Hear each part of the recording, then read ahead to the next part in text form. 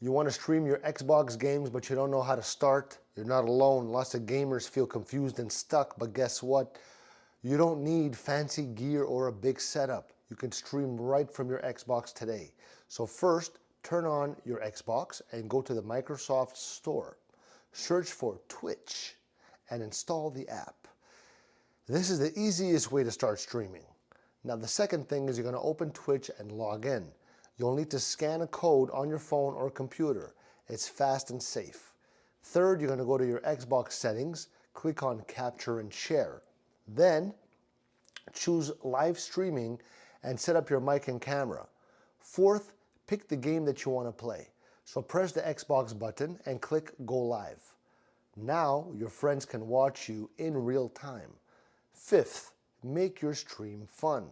So, talk while you play, use cool game overlays, and ask viewers questions to keep them watching. Don't wait. Your gaming adventure can inspire someone else. So do this and just start.